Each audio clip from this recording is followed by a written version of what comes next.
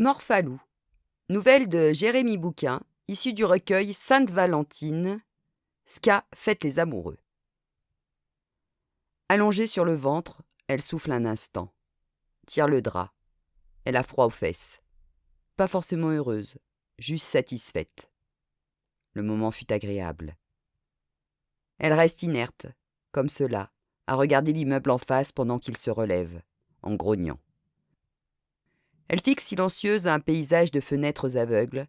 Certainement quelques voyeurs ont dû se rincer l'œil avec leurs ébats. Elle assume. Elle regarde sa montre. Leur affaire n'a duré qu'1 heure à peine, comme prévu. « On se connaît, non ?»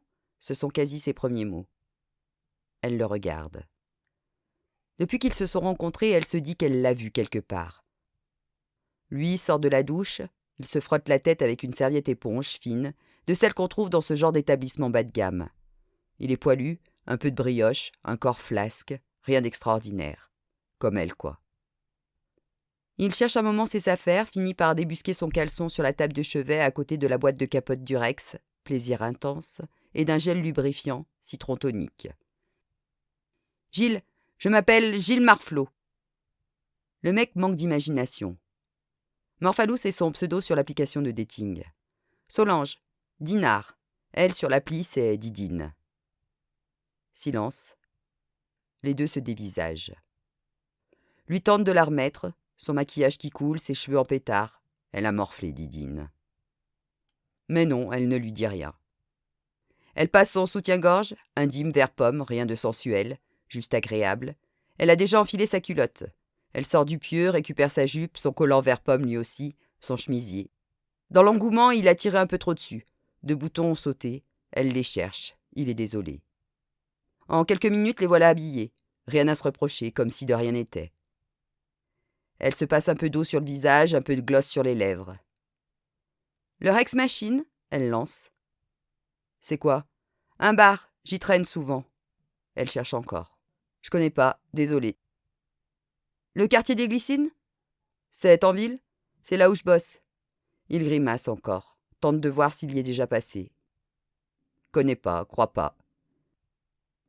Il regarde un moment les draps en vrac, les laisse en plan. De toute façon, la chambre va être nettoyée. Puis, dans ce genre d'établissement, ils sont rodés. La porte claque. Ils descendent les 2 étages, tombent nez à nez avec le grand black de l'accueil, le gardien de jour. Lui ne dit rien. Il a le sourire large. Il vise la minette. Pas la peine de poser la moindre question pour savoir ce qu'il pense, le vicelard. Morphalou dépose la clé magnétique. Il a payé d'avance. « Bonne journée !» balance le gardien. Il se retrouve dehors. Voilà, il lâche embêté. C'est toujours le moment compliqué des coups rapidos. Pourtant, c'est le deal. On sait rien, on donne un créneau, on baise pour baiser, puis on se retrouve comme des cons à se dire des banalités sur un trottoir.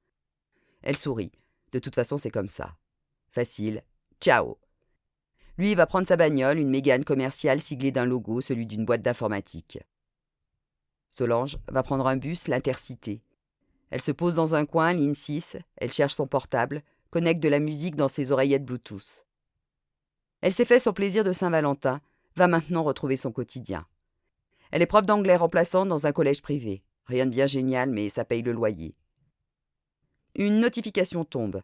L'application, justement. Faut donner une note. Morphalou. Elle tapote rapidement 3 étoiles sur 6, sans plus. L'hôtel pas terrible, le gars n'a pensé qu'à lui. De toute façon, elle ne le reverra pas. La station mâche fer. Elle va pour sortir, redresse son col, tire un bonnet de son sac à main. Elle retrouve l'air frais d'une journée de février. Ils annonçaient de la neige à la météo, c'est pour ça qu'elle a pris ses collants en laine. Rien de sexy.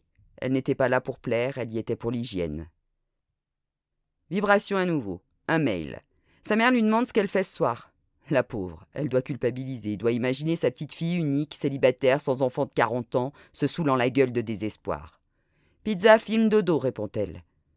Vibro, smiley sourire. Sa mère et son humour de veuve joyeuse. Depuis qu'elle vit seule, la matrone est complètement déjantée. Elle a retrouvé sa jeunesse. Solange ne répond même pas. Elle passe le perron de son immeuble, fait un détour par la boîte à lettres. Elle imagine une carte de Valentin. Elle trouve une facture de téléphone et des promos Carrefour. Elle va pour prendre l'ascenseur, 6e étage. Attend un moment. Au bout de 2 minutes, le voyant lumineux clignote toujours. En panne. Encore. Il reste à monter par les escaliers. Elle tire la poignée froide et poisseuse, tombe devant un drôle de duo. Un type au téléphone, de dos, son gamin qui chouine et qui refuse de monter, sa compote en pogne. Ils doivent revenir de l'école. Le père se débat avec le mouflet et tente de répondre en même temps à un client à l'autre bout du fil. « Là, je peux pas, j'irai demain. » Il se retourne. Lui, évidemment. Maintenant qu'elle le voit, c'est le voisin, celui du 7e. Morphalou.